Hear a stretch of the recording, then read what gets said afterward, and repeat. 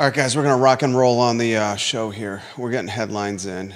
Let us know when headlines in so I can give them a heads up to take a look there, J-Dubs. All right, headlines are up. Thank you, Judah. Take a look at the screen for today's headlines. We're going to get started here in a matter of moments. We are live on my personal Facebook, J-Dubs. We are live on YouTube. Follow us on YouTube. Subscribe to our YouTube channel. We want to grow that channel. Hit the subscribe button. That would mean a lot to us if you would do that. I'm going to ask Judah which headline you find most intriguing today, as I always do. We know that, how do you feel about the endowment not divesting itself from Israel? I'm fine with that. Yeah, I mean, I thought the explanation, thank you, Bill McChesney, we appreciate you. I thought the explanation from the University Investment Management Company C-suite team, did you read the article in the Cavalier Daily? Not all of it, no. I thought it was just right on point. We'll pass along what the managers of the $14 billion endowment have to say about the pressure the organization is facing from a pretty significant portion of the student body and the professorship about divesting from Israel. They're like, dudes, we can't really do that easily. And then they explain why.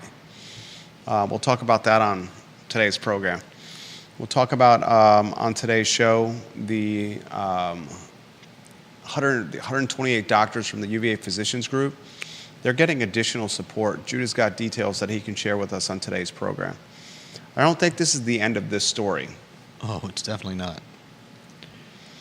I'm curious to see what's the next chapter of the story. Some have said this could be the biggest story for the University of Virginia since A11 and A12. I think this story is on the cusp of really gaining more momentum. A lot I want to cover on today's program. We will talk about Anthony Calandria's costly mistakes on Saturday against Maryland. That was a football game Virginia football could have won. We'll talk about that with Jerry Ratcliffe, of course, 10:15 a.m. tomorrow on the Jerry and Jerry Show. But if you watch that contest, I watched it from start to finish. It was a game Virginia could have won. The first half, they dominated that ball game.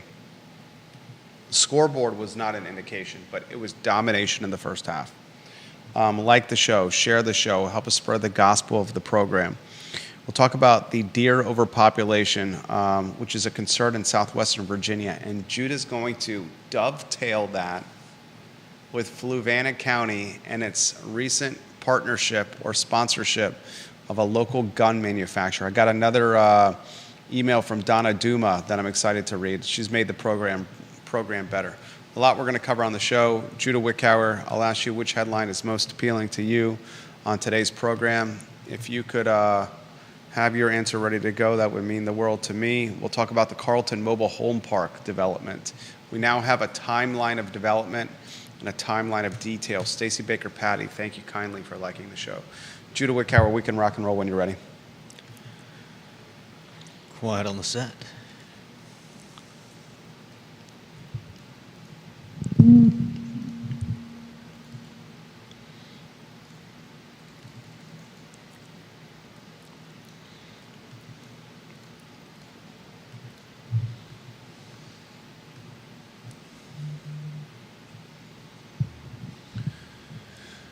Good Monday afternoon, guys. I'm Jerry Miller. Thank you kindly for joining us on the I Love Seville show. This program airs wherever you get your social media and podcasting content. It airs live and it's archived in the same places. We want to be the water cooler of conversation for Charlottesville, for Albemarle County, and for the region we call Central Virginia that is roughly 300,000 people strong. You don't have to agree with us. You don't have to disagree with us. You could just listen. We want just the content to originate here and to get you thinking, the viewer and listener thinking about topics that are local to you. We understand that it's become a media desert. We understand that we've been in this community for 24 years and have a print, radio, and television background before launching the company 16 years ago in downtown Charlottesville. And we want to aggregate that experience, the skill set, and the technology to pass along a localized product to you, the viewer and listener.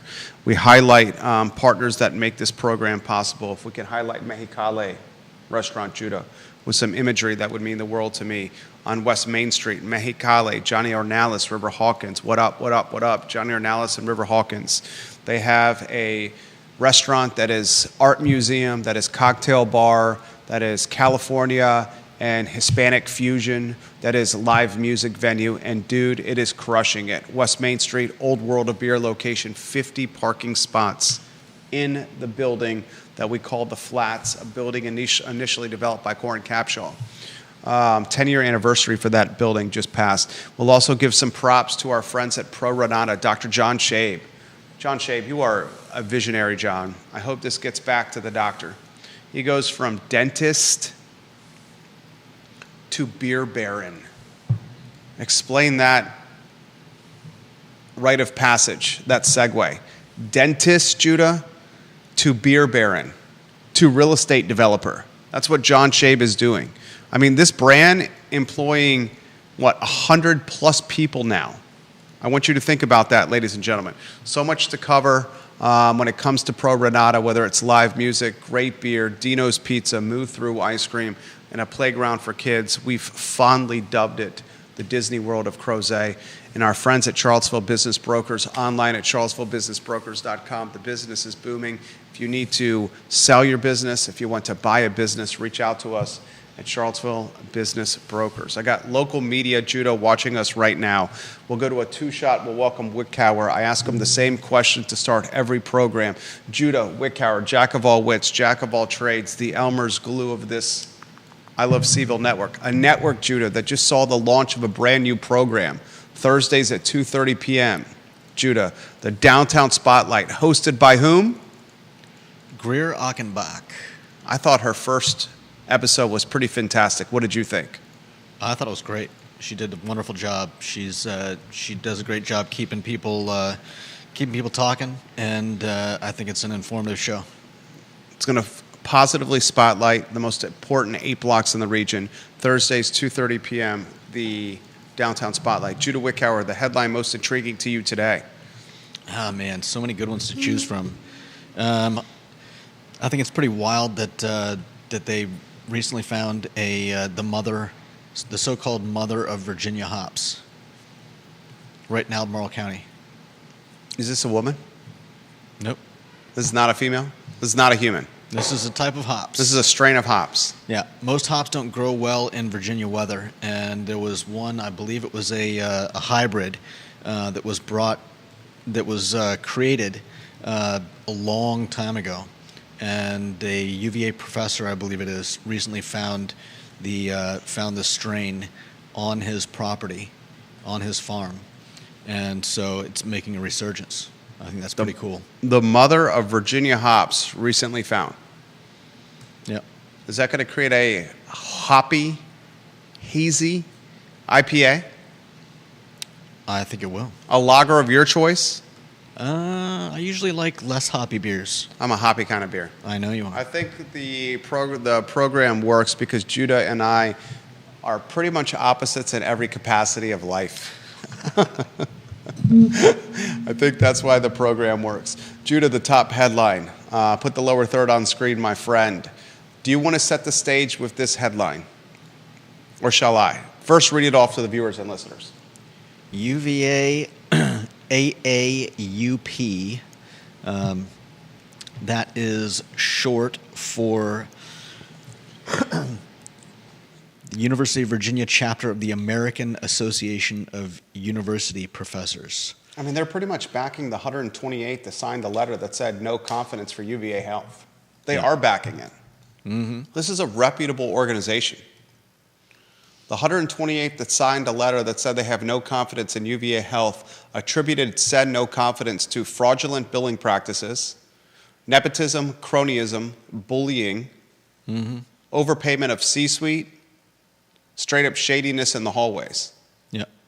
Utilizing power to keep folks from speaking out against BS that was happening bedside, medical chart changing to maintain performance standards and accolades from third parties. Pretty serious stuff. Now we have another organization that's gotten into the mix here. They sent a letter. It details some of what they agree with, using delays and denials of promotion and tenure as retaliation, implementing non-transparent and inconsistent standards, lack of involvement of faculty in budgetary matters, violations of professional conduct and ethics standards. Dude, these are serious. Inappropriate disciplinary actions. I mean, I think we can safely say that the 128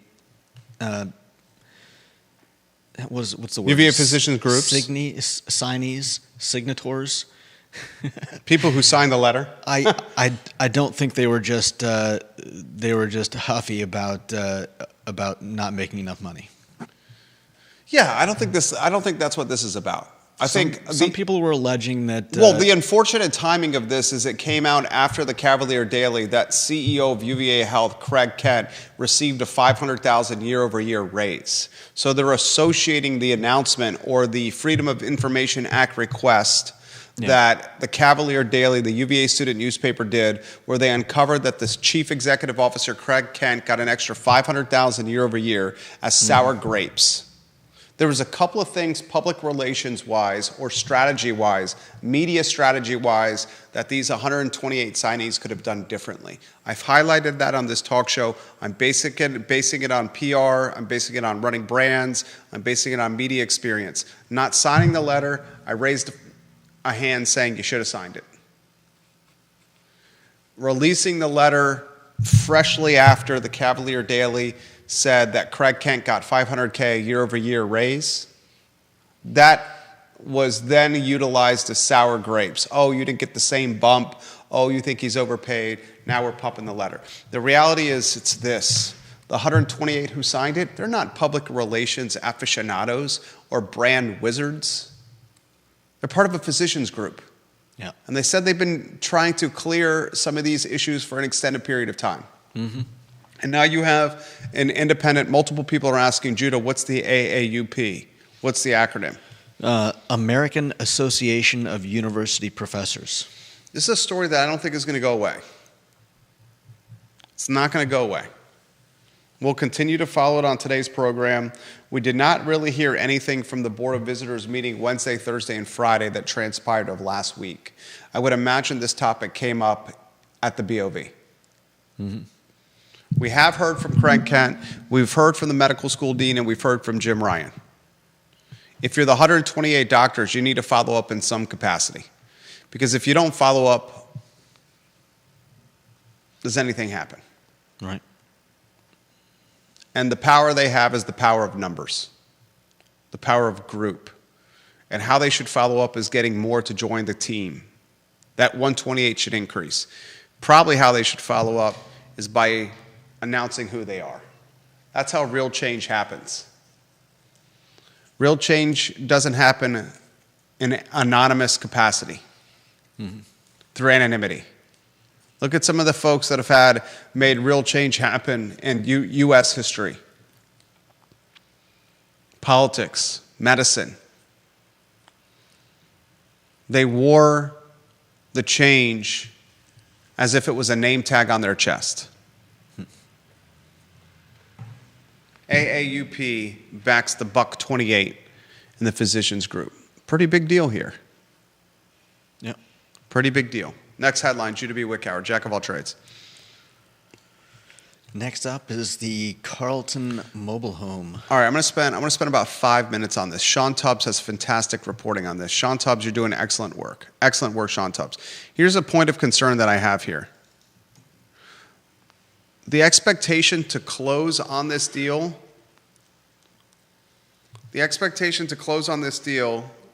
is September 17th. That's tomorrow. Mm-hmm. Council is meeting about this and hearing the future of the Carlton Mobile Home Park tonight. We're talking about $8,700,000 in financial assistance from the city of Charlottesville. $8,700,000 of taxpayer money. Habitat and PHA are basically saying, hey guys, give us taxpayer money to the tune of $8,700,000. We want to close tomorrow. That means you're going to have to give us the green light tonight. If you don't give us the green light tonight, we don't close tomorrow. We still do not know details of the anonymous offer, the $7 million plus offer for the mobile home park, Judah. Don't we have a right to know that as taxpayers? Did that offer exist? Trust but verify. Ronald Reagan. Yeah. If you want to watch a fantastic show on Prime, it's called The Reagans. I think you guys would enjoy it. I just started it. It's pretty darn good. I also very much have enjoyed watching Industry on HBO Max. It's a sidebar for you.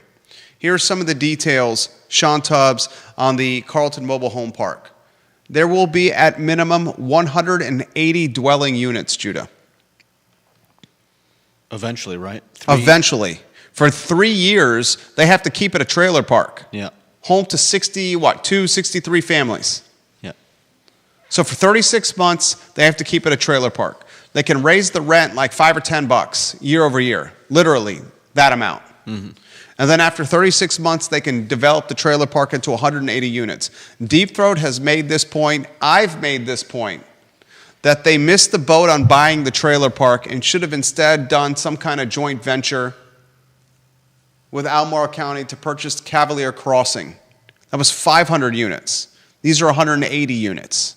Cavalier Crossing, 500 versus 180. More details on the Carlton Mobile Home Park. 5 of the 180, 1, 2, 3, 4, 5, will be reserved for households with incomes between 0 and 30% of the area median income. Can I ask you a genuine question? Sure. 5 of the units in this development will be reserved for households with incomes between 0 and 30% of median. 5 of the 180? Yeah. So what is that? 5% is 9. So we're talking 2.5% roughly. Yeah. If this is a sincere question. If you're making income between $0 and 30% of area median income, even if you get incredibly reduced housing, how are you still paying your bills in Charlottesville? I mean, if they're right at 30%, that's actually not bad, right? 0 Yeah. to 30%. You would imagine it would be closer to 0 than 30%. How is someone making 0 going? That's a question I have for. That's my question. If you have 0 of the median income, should you be given one of these 5 units? Somebody's got to pay for it, though. If you have 10% of median family household income, that's $124,200. You're talking $12K. Mm-hmm. Should you get one of these units? I'm not sure what you mean by get. You mean be given one of the units? Yeah. Free of charge?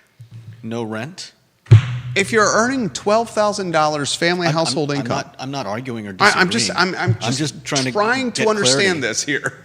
I'm trying to understand it. That's one of the caveats here. 5 of the 180 households with income from 0 to 30% area median. HUD said Charlottesville Metropolitan's 124.2.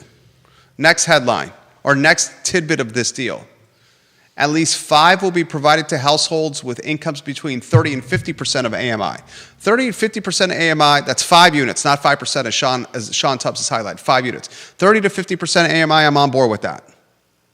70% of the 180 will be reserved for rental or ownership for households with low and moderate incomes. That level is not specified, though. So right now we're looking at 74%. We're talking 126 units, 126 of the 180. You're talking about 74, 75%, right? With the yeah, the 0 like 75%. Yeah. And then the remaining 25% of the units, 56 of them will be sold at market rate.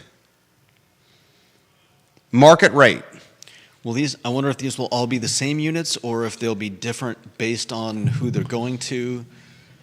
I would imagine it's a housing type that is a variety of type. a variety of type. We saw that with Southwood, with the PHA development down 5th Street Extended. I think it's going to be a variety of type of housing. Kindlewood is another example. The old Friendship Court, the old Garrett Square. Okay. I think it's going to be a variety of units. This is what's interesting of this deal. The $8,700,000 that us as taxpayers are funding this deal. This is interesting, and I said this would happen. The money will be considered a loan, and interest will be forgiven if development is completed according to the terms. Here are the terms.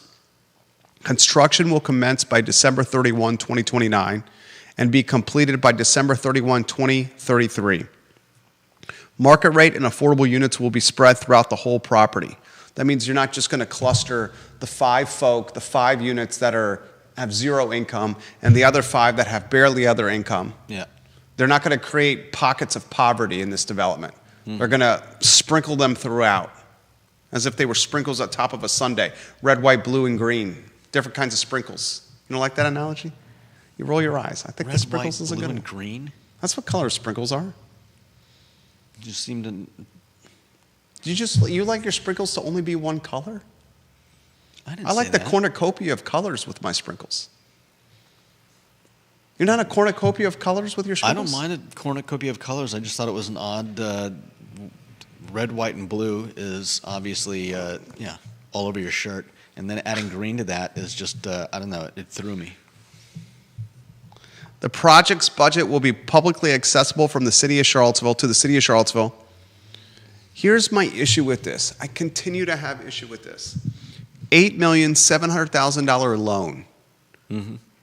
If the interest is forgiven, what is that called?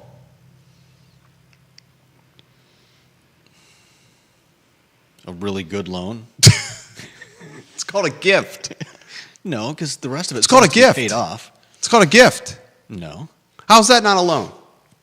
I just said it was a loan. $8,700,000. The interest will be forgiven, considered a loan, and interest will be forgiven if development is completed according to these terms. I'd love a loan like that. Who wouldn't want a loan like that?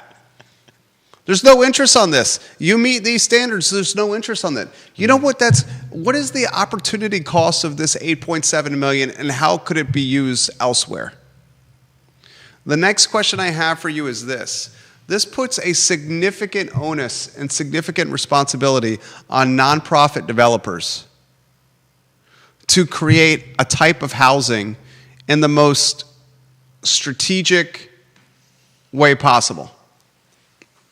We saw with some of the housing stock that was created down 5th Street Extended in Southwood, that was not necessarily cheap housing. It was expensive. When you looked at the total cost of it at the end, it was expensive to create. Is it best to allow nonprofits to be the developer of housing? Or is it best to allow actual developers who do this every day to develop the housing? I mean, I think the problem is that The actual developers wouldn't create housing like this? I think that's less the problem than the fact that we don't know, we can't see the future and see the outcome. And so I think for a lot of people in Charlottesville, that is a level of hands-offedness that is, I think, terrifying to them. And so the fact of letting private companies come in and build is, I think, the fear is that they're just not going to create any affordable housing, and so somebody has to step in and either force them to, or hand the project off to a, something like what they're doing with Carlton. Deep Throat makes this point. The construction at the mobile home park is not going to start until December 31, 2029, and it's not going to be completed till 2033. Mm-hmm. And that's if they're on time. That might give the people in the trailers more than the 3 years. And that's if they're on time. Yeah. I'll equate it back to the school reconfiguration of Buford. But let's spend $70 or $80 million to reconfigure a school, Buford Middle School. For kids that are Let's raise taxes to reconfigure a school for kids today that won't get to enjoy the reconfiguration. Yeah. Taxes that will further gentrify the community and push the kids and families on the financial margin away from living in the city because they can't afford it anymore.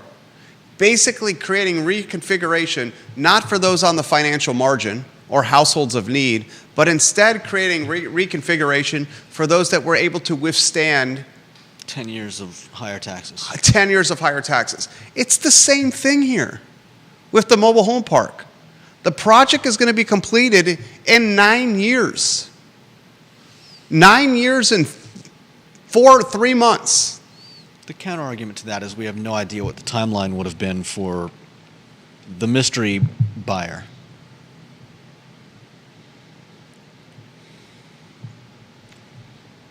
Counter argument to that is, did a mystery buyer even exist? Yeah. I know. Why has anyone not asked about the mystery buyer? That was the first thing I asked. I was like, is this even real? Deep Throat, 10-year money via muni bonds cost the city about 3%. Compound that for 10 years and it will cost the city 34% of the principal balance to do this. You know what that's called? Opportunity costs.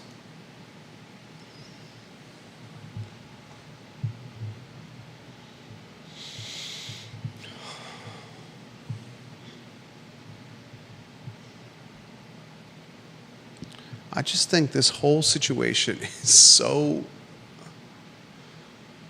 Ginny Who, thank you for the retweet, convoluted. Oh, yeah, definitely. It's so convoluted. Mm-hmm. John Blair on LinkedIn. An interesting question. In real estate transactions, have you ever seen someone who is asking for a loan try to jam the bank into financing the loan? I've never seen this in either the public or private sector. Why does this have to be done right now with an emergency ordinance, not subject to a second reading? Shouldn't the lender have as much time as it wishes to review all details of the deal and request any details that the council feel is necessary? Yeah.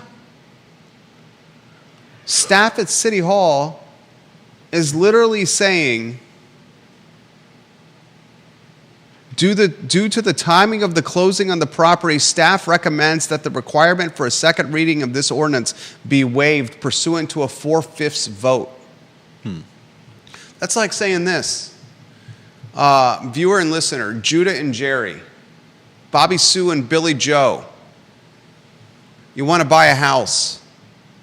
You go to a local lender to qualify for a mortgage.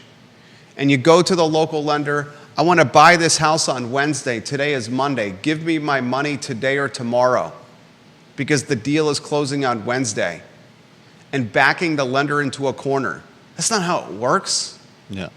When you're buying a house, you're at the mercy of the lender unless you're an all-cash buyer.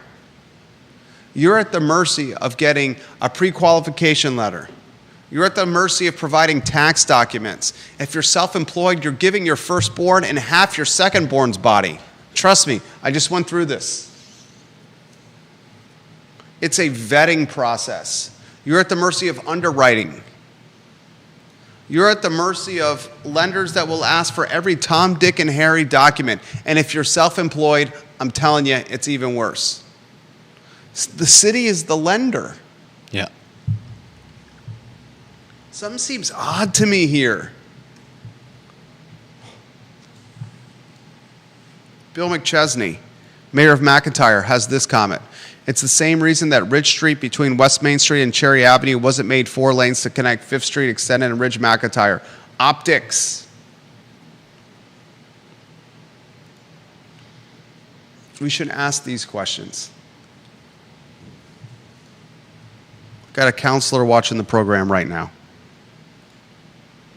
Got one supervisor watching the program right now.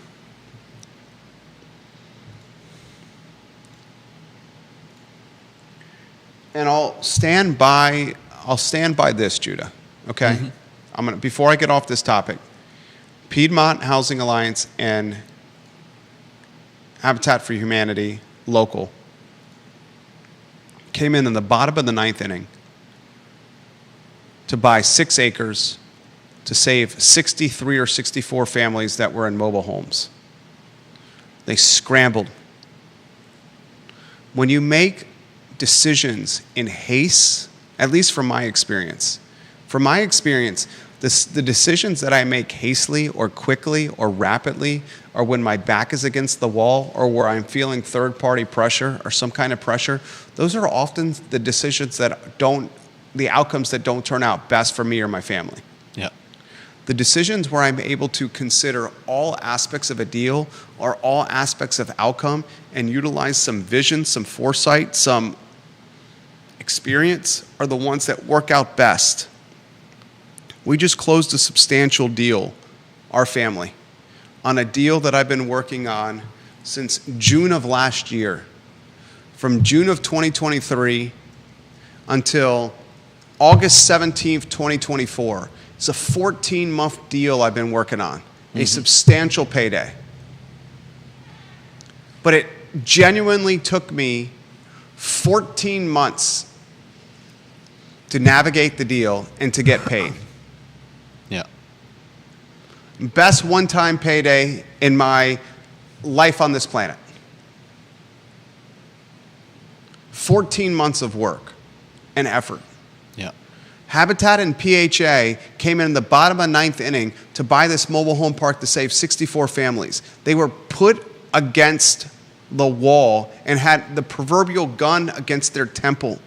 And in the meantime, another deal potentially materialized, Cavalier Crossing, that would have given them 500 units in the urban ring, Old Lynchburg Road, Fry Springs neighborhood, that would have required zero development and would have saved 500 families or units as opposed to the 63 with the mobile home park. 500. Yeah. And if they had gotten half the loan, half the 8.7 from Charlottesville, and another half from Albemarle County, they certainly would have been able to get a $20 million loan. And then they would have been able to save all those families. Yeah. Compare and contrast the deals and see which one has a greater impact and which one has the more immediate impact, which one has the more sustainable impact, which one has the less headache on taxpayers, which one offers the most relief now, tomorrow, and 2 years from now, 20 years from now. Next topic, please. Judah B. Wickower, Jack of all trades. Next up, UVA endowment will not divest from Israel. You know, I give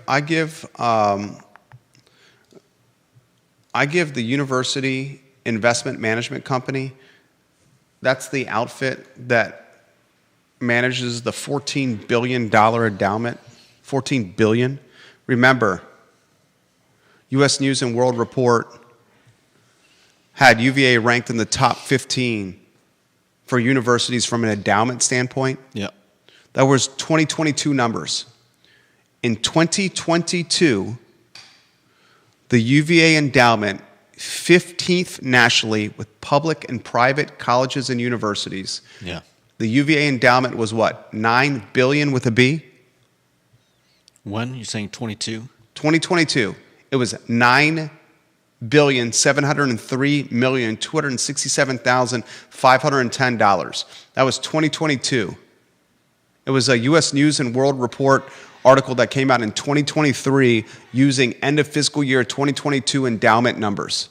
That number has now gone to 14 billion plus. So at close of fiscal year 2022, they were at 9.7 billion, and now they're at 14 billion. And apparently it also underperformed recently. Slightly underperforming. Yeah. Slightly underperforming. They're looking for an 8% return. They're clocking a 7.5 return. I doubt anybody's crying. 7.5 versus 8%. Okay? Now, they were getting some pressure, the University of Virginia investment management company, to divest its holdings of Israel. 8,000 students and a lot of professors were politicking, were protesting, were signing, were pushing. Uvimco, 8,000 voted. I would say that, and 68% of that 8,000 approved of the disinvestment, okay, the referendum. good, okay, thank you. That's what I'm seeing here. Thank you. Uvimco basically said, our primary objective is to generate strong returns for UVA. How we place our money is not about politics and protests. Yeah. We do not use our investment strategy as a means of expressing a moral political opinion. They also said to the Board of Visitors a few days ago that we're not really sure how the money is placed in all regards. Yeah. We have 85 external managers of our endowment, and we don't have a perfect visibility into each one's underlying positions. Is that something? Is that something that should be worrisome? I mean, I'm not. I doubt that they're invested in. What are you saying, that part of their underlying positions are with some cocoa farms, some cocaine farms in Colombia? I don't think that's the issue. Oh, I doubt it is. But considering everything that's going on, it would seem that a little bit of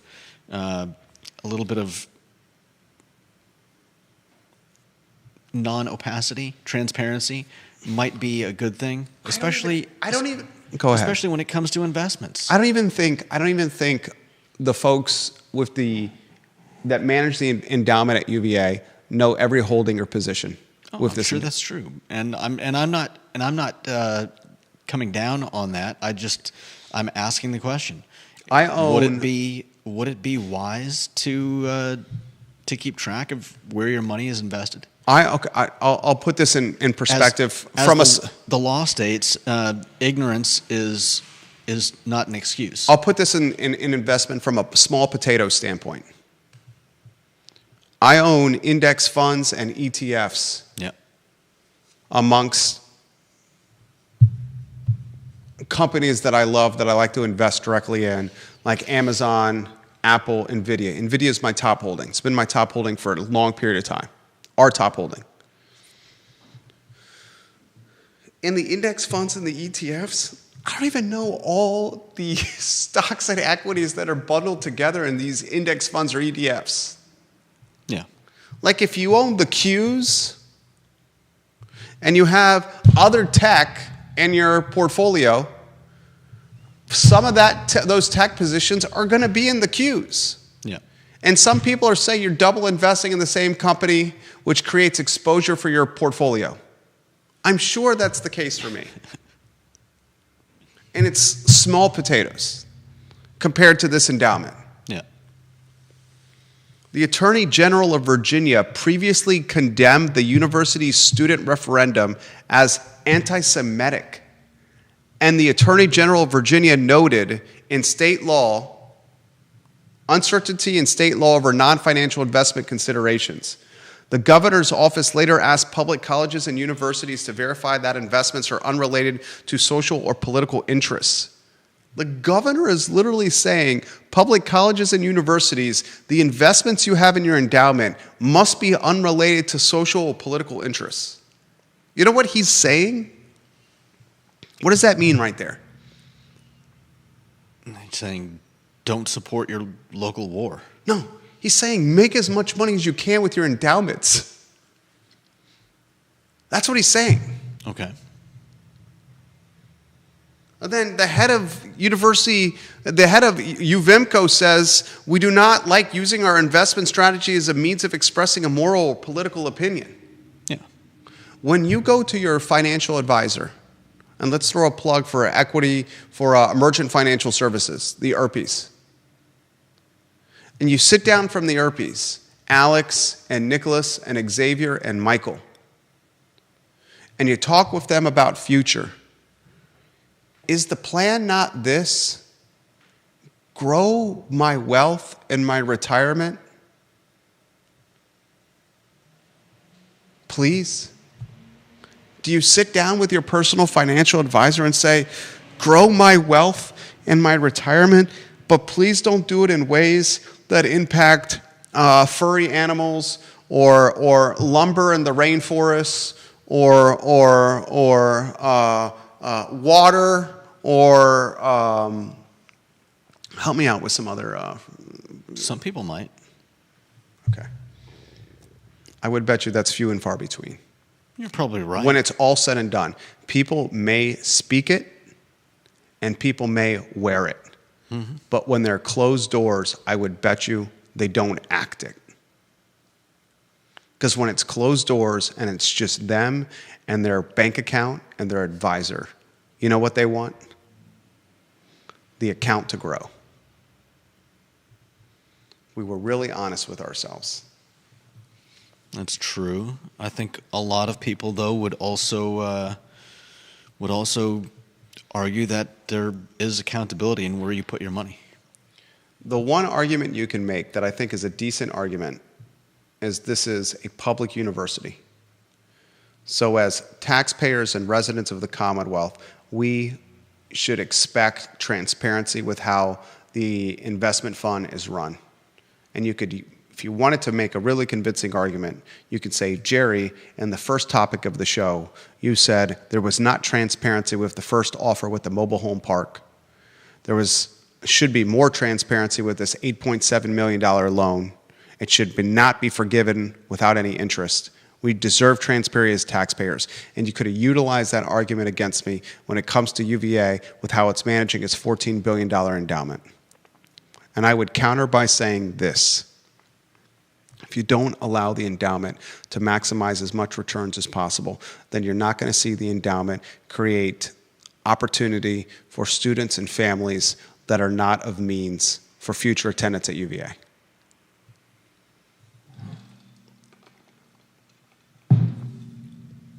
Is that worth your conscience? My conscience says grow the endowment as much as possible. My conscience says they're at 7.5%. They were expecting 8%. Why'd you miss your 8% goal? And why are you 15th in the 2023 rankings? When you're the number 1 public university, number 2 public university in America, and you're considered a new Ivy League. You think they should have been higher than 15th? I think there is a direct correlation with academic rankings and endowment rankings. Here are the 2023 U.S. News and World Report rankings. All right, I'm going to give them to you. Who do you think is number 1? Harvard? I don't know. Yes. Wow. Number 1 is Harvard. How'd you get that, Judah? Because of the prestige of Harvard, because of where it stands academically. At the end of 2022, fiscal year 2022, the universities, private and public, with the biggest endowments are as follows: Harvard, Yale, Stanford, Princeton, MIT, UPenn, Texas A&M, Notre Dame, University of Michigan, John Blair's alma mater, Duke University, Washington University in St. Louis, Emory, Vanderbilt, UVA, and Cornell. That's the who's who of the academic ranking. There's a direct correlation between academic ranking and endowment ranking. A direct correlation. And that's a show we could spend an hour unpacking. Why is there a direct correlation between academic ranking and endowment ranking? I could spend an hour unpacking that for you. Is the amount they bring in each year also correlated? Because I wouldn't think so. I don't follow. In terms of the return, they were hoping for 7.5. They were hoping for 8%, and they got 7.5. 7.5. I mean, isn't that like even the best hedge fund is not always going to have the largest returns of all the hedge funds every year. It's dependent on how your positions do. I mean, look what's happened. Just take, for example, with NVIDIA. Look at what's happened with NVIDIA over the last 30 to 45 days. Yeah. It's been a volatile roller coaster ride. Some of us have bought more NVIDIA. NVIDIA got below 100 a share. It's like 97, 96 a share within the last 30 days. It's a buying opportunity.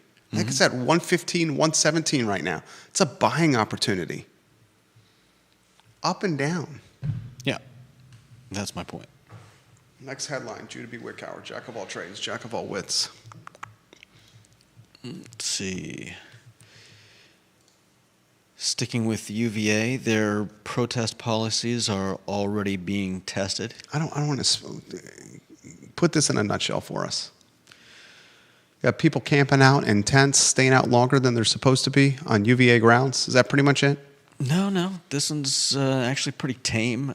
Some students were on grounds with a table, creating posters, also continuing to, in fact, wanting UVA to divest from Israel. And they were told they can't have a table on grounds. So bad. So they pulled up the table and they got the permission of a student who has a place on grounds. Got permission to set up their table outside the door. What, like on the lawn or something? Yeah, on the lawn. Where they were again approached and told that they can't have a table there. When they explained that they had permission from the person living there, they were asked for the person's name. They refused to give it and subsequently took the table down and ended up sitting on the grass, continuing to make signs with the table set up against a wall. This is the world we live in. And at the same time, it's getting accolades for its freedom of speech from third parties. They didn't kick him off. They just said, you can't have the table here. Take that as you will. All right, let's go to the studio camera over there. What in the world? Let's go to the Market Street camera. We got a downtown brouhaha happening. I can't see anything out there. Is there anything over there? Things we see outside this window. Did you see anything? I didn't. But did you hear it? I did hear it. Was that a downtown brouhaha? It's definitely a brouhaha. And A downtown melee? I don't know about that. A rumble in the jungle? The jungle of Charlottesville. Here's the point. That's why I don't want to spend a lot of time on this topic. UVA, at this point, and where it's been in the news cycle, with the murder of the 3 football players and the failure to release the audit report of what happened, with the I don't know if I'd call that a failure. The unwillingness to release the audit report of what happened that led to the 3 players being murdered and what they did wrong at that point. UVA has not released that report. Right. Would you say that does not make them look good?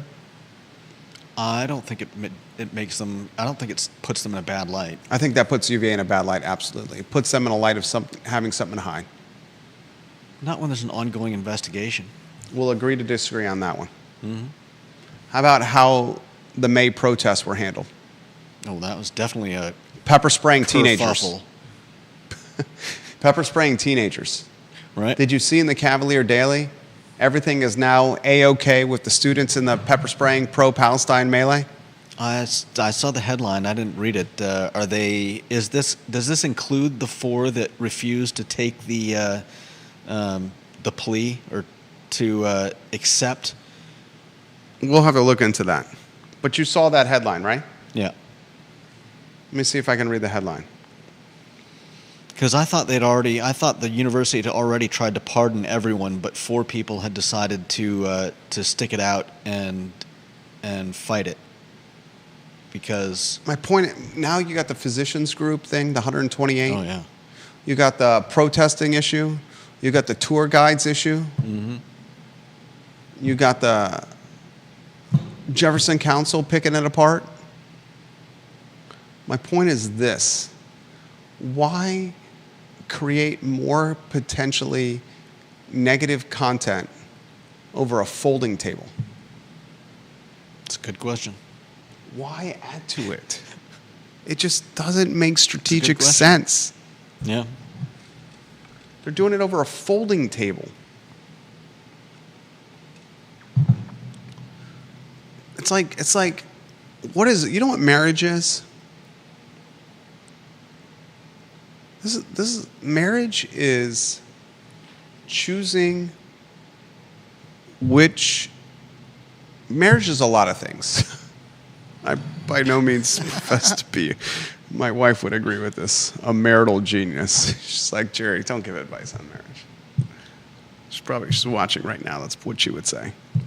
But marriage is, in part, a constant compromise. And knowing when to make a fuss of something and when to swallow your pride or to choose not to make a big deal of something. Yeah. That's Virginia, UVA should learn a little bit from a marital counselor. Wow. Go to some PR therapy. Do you have one to recommend them? Next headline.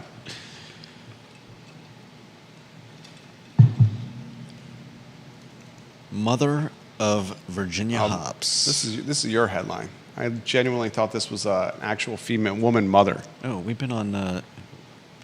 You give us the nitty gritty on this? Yeah. This strain of hops is called Greenmont Mother. It's got a mild flavor profile of peach and citrus, and it's going into local lagers, ales, and lighter beers. This was, I believe this was gone in 2018, just weeks after the team harvested the first small crop of hops, because they were trying to import hops from outside of the country, hoping that they would grow well. And this guy finds native hops growing near I think a stream. Hop growing was never widespread in Virginia. Some did import hops between 1750 and 1800. Thomas Jefferson and James Madison among them. Genetic testing shows that this find was 100% American hop variety. And it's a type of hop that grows better in our particular climate, and is a great find. I mean, this means that more local breweries will be able to use local hops. That's good. Anything that offers the success of local businesses, local breweries, I'm all for. Yeah. Next headline, I believe, is also your headline. That was your headline. I believe this is also, the next one's your headline, too. Yep. Judah's going to this is going to be a hell of a correlation, viewers and listeners. Judah's going to dovetail or correlate and deer population in southwestern Virginia to Fluvanna County Public Schools getting a donation from a gun manufacturer and branding at elementary and middle schools in front of kids for said gun manufacturer. Can't wait to hear this one, Judah.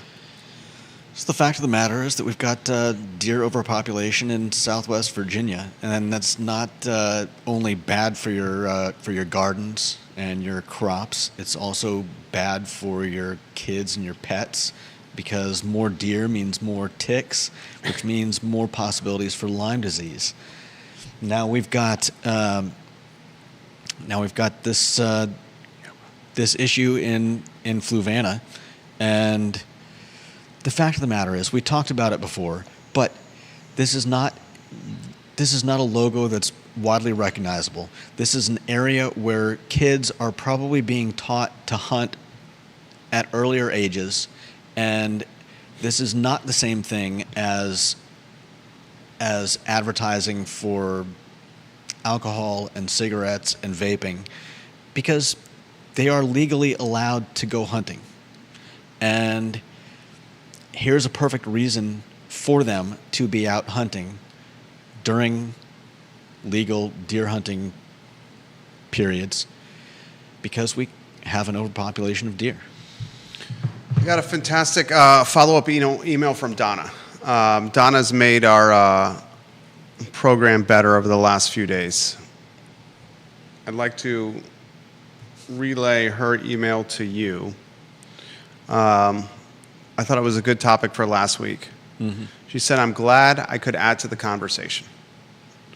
My daughter just told me you read my email.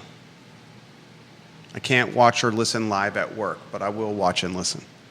My final thought, a tool for hunting is not equivalent to mind-altering drugs or alcohol. Bad people use guns, knives, baseball bats to do horrible things to other people. That's a heart issue. Red Arrow is first and foremost a hunting TV show producer. Watch an episode, it's pretty good. I recommend the Wyoming one that pops up on YouTube." She also highlights that she had 4 kids, all athletes that went through Fluvanna schools. They're now 32, 30, 28, and 28. And she sends a photo of us with her husband and grandchild number 4. So she makes the argument the guns, a lot of folks in Fluvanna see as if it was a tool and not a weapon of destruction. Yeah. I think that's a fair point. Mm-hmm. Is the last topic Calandria? Let's see. We've got fall festivals in Calandria. I'm going to spend a few minutes on fall festivals. My wife and I and friends and their kids are enjoying fall festivals. It's that time of year for fall festivals. If you have an opportunity, if you're a local business, to have a fall festival, I think it would be an excellent opportunity to get engagement with your brand and your business. Moms and dads are looking for things to do on the weekends with their kids. Splash pads are closing up. Splash pads are closing up. The weather is changing. Folks want to be outside. I can't emphasize enough the upside of a fall festival at this time of year. My wife has fall festivals lined up for us and our kids and other families for, I think, like 6 or 7 straight weeks. And I'll close with this if you want to put me on a one-shot. Anthony Calandria and Virginia football, a very difficult loss to swallow against the Maryland Terrapins. I'm still a massive Anthony Calandria fan, but the mistakes from Calandria were mistakes that cost this team a win. 2 interceptions and a costly fumble. Calandria now leads the Atlantic Coast Conference in interceptions as a quarterback. This is a guy that's got upside. This is the guy that's the unquestioned leader of the football team. But if the man does not take care of the football, we could have a very rocky year. Still, Virginia is 2-1 with Coastal Carolina and Boston College on the near horizon. I think this football team could very well finish 4-1 in its first 5 games. And that includes a Boston College team that is pretty darn good. I watched Boston College take Mizzou to the brink at Missouri. Calandria's got to take care of the rock. More of that on the Tuesday edition of the Jerry and Jerry Show. My name is Jerry Miller for Judah Wickower. Thank you kindly for joining us. So long.